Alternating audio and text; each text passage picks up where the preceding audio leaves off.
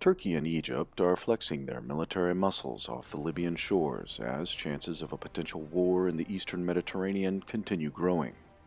Firstly, the Turkish Ministry of National Defense announced that it will soon hold large-scale naval exercises off the Libyan coast.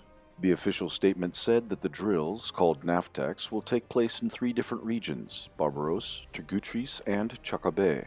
Turkey says that the exercises will involve 17 warplanes and 8 ships, proving Turkey's ability to control the region by air and sea. The current stalemate on the front line between pro-Turkish forces and the Libyan National Army, backed up by Egypt and the UAE, near the port city of Sirte, did not stop Turkey from sending new weapons and equipment to the front line. The Turkish military also deployed additional equipment to the Al-Watiya air base in western Libya. The airbase, which earlier this year became a strong point of Turkish forces, was recently bombed by the LNA Air Force. At least one MIM-23 Hawk medium-range air defense system and a Corral electronic warfare system of the Turkish military were reportedly destroyed. Pro-Turkish sources claim that the equipment recently deployed to the base included air defense systems that will give the LNA a lesson.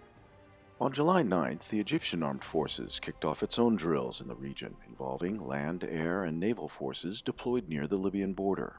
The land component of the drills, codenamed Resolve 2020, took place in the northwestern district of Kabir Gabis. By this move, Egypt sent Turkey and its proxies a signal that an attempt by Turkish forces to capture Sirte is a red line, and if crossed, they will face an Egyptian military response.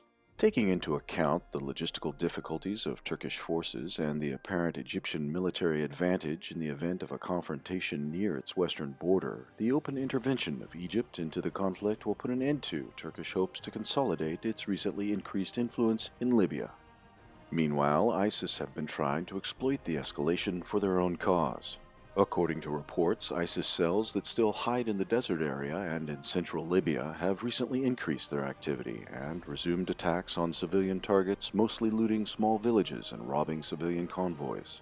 ISIS's self-proclaimed caliphate deteriorated into just a loud brand used by various gangs to justify their criminal behavior.